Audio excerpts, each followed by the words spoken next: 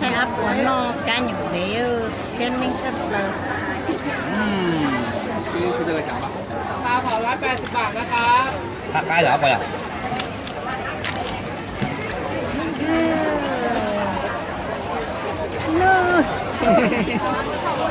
มาดูเมนูก่อนได้นะครับ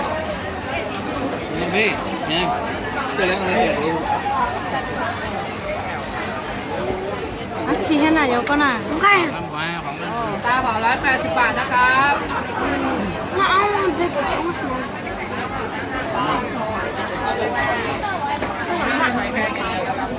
กินเลยพี่